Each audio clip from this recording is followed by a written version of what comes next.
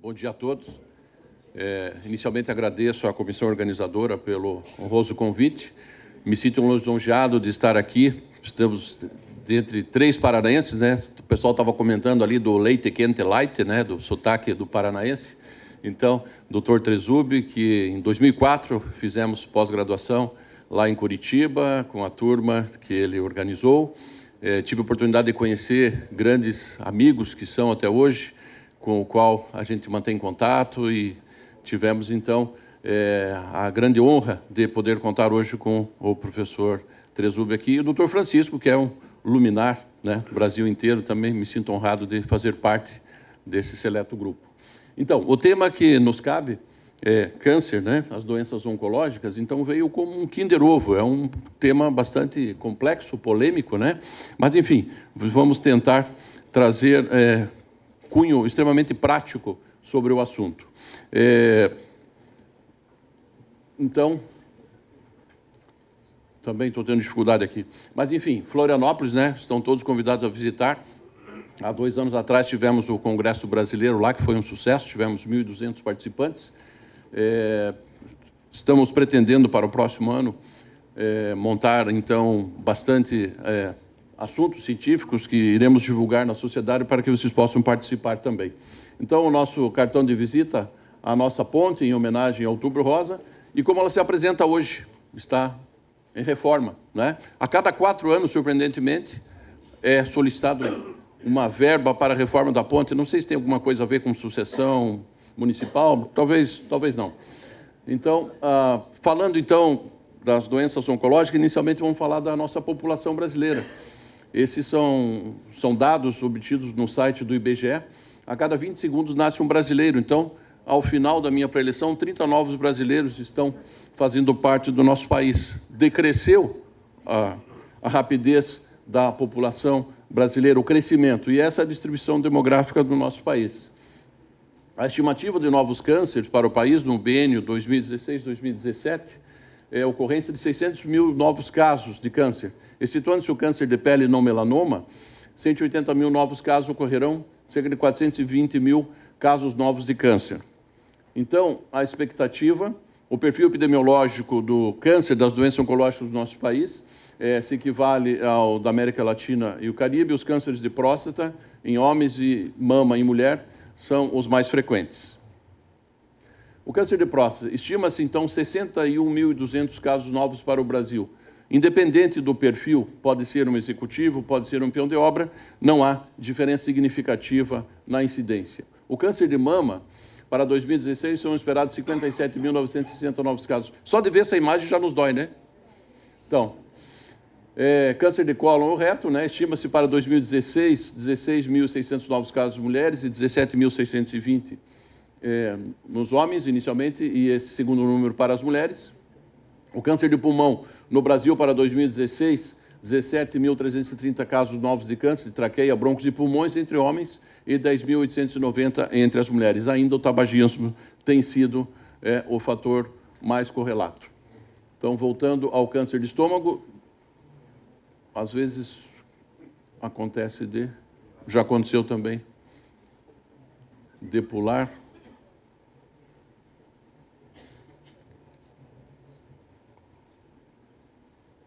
Então, voltando ao câncer de esôfago, para o ano 2016, 7.950 casos novos em homens, 2.860 em mulheres. Do sistema nervoso central, para o ano 2016, 5.440 novos casos em homens e 4.830 em mulheres. Então, o linfoma não Hodgkin, 5.210 casos em homens e 5.030 em mulheres para o ano 2016. O linfoma não Hodgkin, esses números de 1.460 para homens e 1.010 para mulheres. Leucemia, para o ano 2016, esses casos para homens e para mulheres. Câncer de bexiga, 7.200 novos casos para homens e esse número para mulheres no ano 2016. Câncer de laringe, estima-se 6.360 novos casos para homens e 990 em mulheres. Câncer da glândula tireoide, estima-se esse número para homens e mulheres. Sobre o câncer de tireoide, ao final da minha fala, eu vou lançar uma questão correlata com a atividade laborativa, com uma suposta incapacidade laborativa, e vou deixar para vocês pensarem, e ao final da preleção do Francisco, nós vamos abrir para opiniões a respeito desse caso bastante emblemático que surgiu e que é bem interessante a discussão. Câncer do corpo do útero, né, estatisticamente é abaixo do câncer do corpo do útero. O câncer de ovário também não é tão frequente. O câncer de pele, voltando então, esperam-se 80.880 casos de câncer de pele não melanoma para homens e 94 mil para mulheres no ano de 2016. É bastante comum na região de Santa Catarina, principalmente no Alto Vale do Itajaí, região de Blumenau, uma alta incidência de câncer de pele. Inclusive, foi objeto de uma reportagem na revista Veja, uns anos atrás. Estudos dizem que a incidência dos raios solares naquela região, e por ser uma região de pessoas de pele clara, dos alemães principalmente, que de atividade, então, rurícola, tem alta incidência do câncer de pele naquela região. O melanoma, letalidade elevada, sua incidência baixa, 3 mil novos casos para homens e mulheres. As maiores taxas estimadas encontram-se na região sul, também para o melanoma. Agora nós entramos na questão da portaria interministerial, o efeito Temer. Dos presentes que fazem perícia médica judicial, e temos também presentes que são médicos peritos do INSS, essa revisão desses casos, 840 mil beneficiários em auxílio-doença e 3 milhões em aposentadoria por invalidez recebendo há mais de 3 anos, há mais de 2 anos, esses casos estão sendo revistos. Então, espera-se, isso já está ocorrendo, uma avalanche de demandas judiciais de segurados que estavam em benefício previdenciário, que estavam aposentados por invalidez, que estão sendo chamados para revisão, e está sendo utilizado a questão.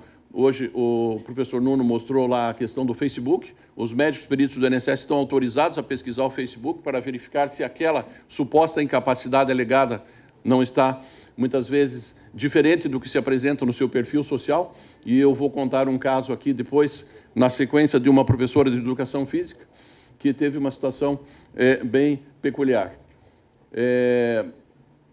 A relação conflitante que nós, peritos judiciais, nos encontramos foi motivo também de uma mesa redonda no Congresso de Florianópolis há 2 anos, da qual eu participei falando como perito. Tinha um advogado falando sobre o ponto de vista do procurador do autor, tinha o procurador federal falando do ponto de vista do INSS e tinha uma desembargadora falando do aspecto do julgador. Foi bastante interessante essa discussão, porque essa relação entre o médico assistencialista, aquele que atende o paciente e que muitas vezes gera conflito em relação à expectativa que traz por um atestado, não sei se eu sou de outro planeta, se isso ocorre fora de Santa Catarina. Alô, eu queria marcar uma consulta com o doutor. Ah, tá, é com atestado ou sem atestado? Aí, atestado para a Previdência? Então custa tanto. Ah, se é só a consulta, custa tanto. É vergonhoso falar, mas existem colegas nossos que fornecem atestados, muitas vezes colocando situações irreais no atestado, colocando uma evolução clínica, um exame físico diferente do que se encontra. Então, o médico perito judicial, o médico do INSS, se vê à frente de um quadro clínico, muitas vezes, que não é o que corresponde ao que vem no atestado.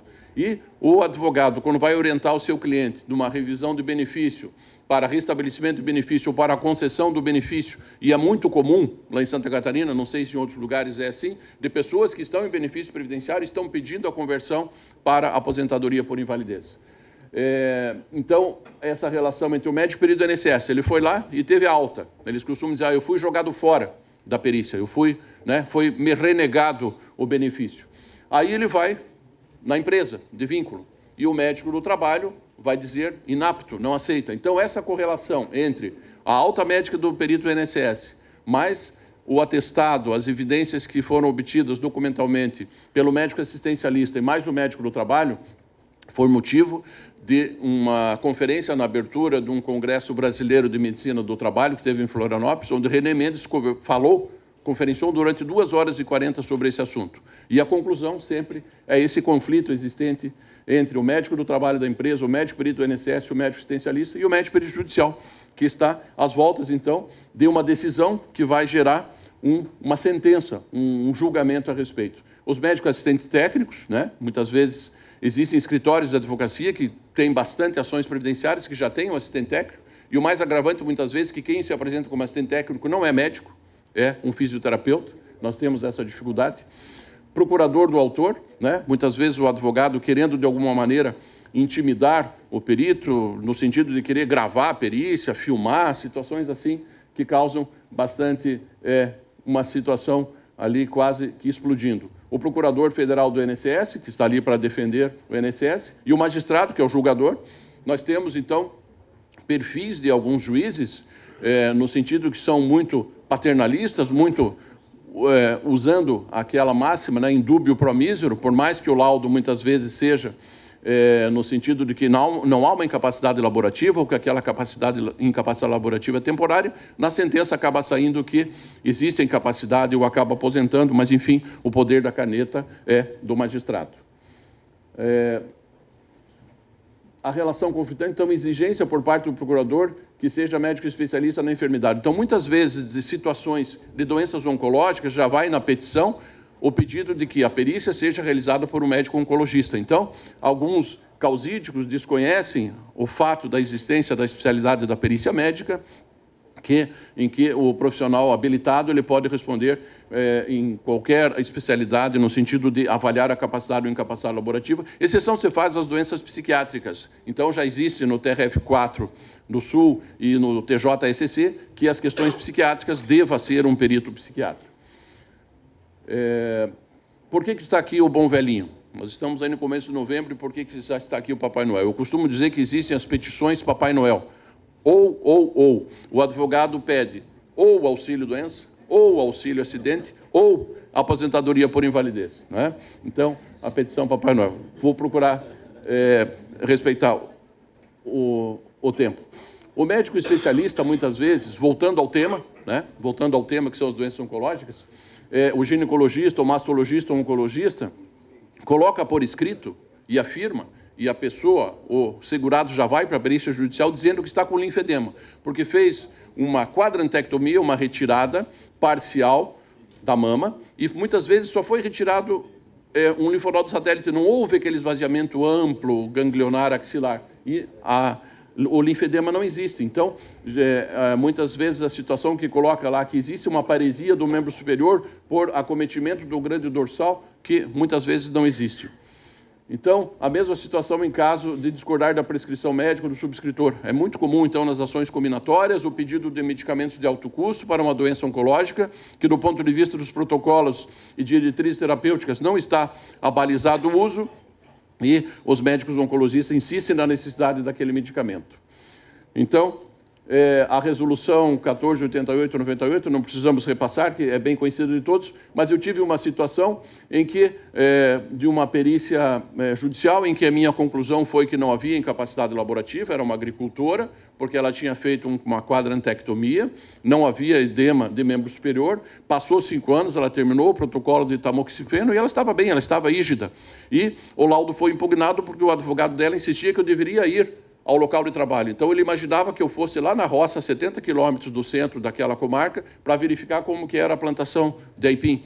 Então, eu fiz uma justificativa, um arrazoado, dizendo que não caberia. Foi impugnado, foi denunciado na corregedoria, foi denunciado no CRM, pelo fato de não ter cumprido, então, a vistoria técnica ao local de trabalho, lá onde a agricultora plantava o aipim. Enfim, os fatores complicadores do estabelecimento da incapacidade, então, a data do início da doença, a data do início da incapacidade, a data da cessação do benefício, porque muitas vezes é comum senhoras que nunca tiveram qualidade de segurado.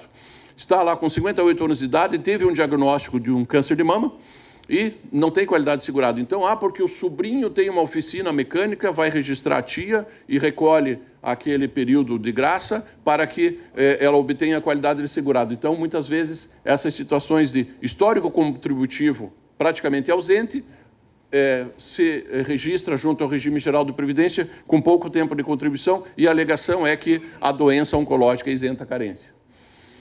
Então, essas questões aqui da data do início da incapacidade, data do início da doença e as situações de período de graça. Não vamos perder tempo em relação a isso, por causa do tempo. Então, a abordagem do assistente técnico do autor, as liminares, é muito comum, então, em Santa Catarina, não deve ser diferente em outros locais do Brasil, em que ingressou com a ação, o juiz, como é leigo, ele não é médico, ele concede a liminar antecipação de tutela, que agora mudou o nome para tutela de urgência, e o segurado fica nas benesses do benefício previdenciário por 6, 7, 8 anos, sem marcar a perícia judicial. Então, muitas vezes, nós, como os peritos judiciais, nós vamos ter que fazer uma conclusão que não existe incapacidade e que todo aquele período que ela ficou usufruindo do INSS, né, não cabia porque não havia uma incapacidade. Processo de dano moral contra perito judicial em Santa Catarina virou moda agora. Quer dizer, o advogado do autor, ao invés de impugnar o laudo, de fazer quesito suplementar, entra com dano moral contra o médico perito, achando que houve um prejuízo para o seu cliente. Incapacidade laborativa seletiva ou situacional. O que é? Quer dizer, aquele exemplo da professora de inglês, que ela não pode dar aula lá no seu concurso público, estadual ou municipal, mas está dando aula na escola particular. E outra situação aqui, por exemplo, rede social. Uma professora do regime próprio da Previdência do município de Florianópolis, professora de Educação Física, fez uma quadrantectomia, retirada de um nódulo satélite, não foi esvaziamento ganglionar e alegava que não podia dar aula. Então veio para a perícia médica judicial, eu nomeado perito pelo INSS. E a primeira pergunta, o primeiro quesito do município de mandato era: esclareça o senhor perito o que é polidense. Por quê? Porque havia uma foto, processo digital, daquela professora no Facebook dela, anunciando aulas de polidense. Então, ela não pode dar aula de educação física no município, mas ela pode dar aula de polidense. Então, é o típico de uma incapacidade laborativa situacional. Os quesitos, então, muitas vezes, eu estou colecionando, dois minutos, eu estou colecionando e devo publicar assim que possível, pérolas de quesitos. Tem alunos da pós-graduação que estão me mandando essas pérolas, como, por exemplo, um quesito que me mandaram essa semana. Quantifique, o senhor perito, o valor da saúde do trabalhador. Aqui, por exemplo, se o perito se responsabiliza civil e criminalmente pela conclusão do laudo em algum risco de integridade física. Quer dizer, se o perito tiver uma conclusão desfavorável para o cliente, ele pode responder civil e criminalmente pela sua conclusão. Está indo, agora está voltando. Complicações do tratamento oncológico. Para encerrar, muitas vezes a incapacidade laborativa para a doença oncológica não está relacionada à doença em si, mas, enfim, das complicações. Imaginem um trabalhador que fez uma prostatectomia radical, que ele está com uma incontinência urinária, peão de obra. Como é que ele vai trabalhar de peão de obra usando, né, uma fralda para adultos? Fístulas, né, do aparelho urinário, o linfedema do membro superior, que é raro, mas pode acontecer.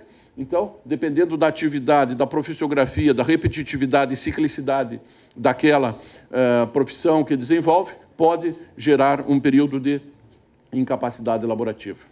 Então, obrigado pela atenção.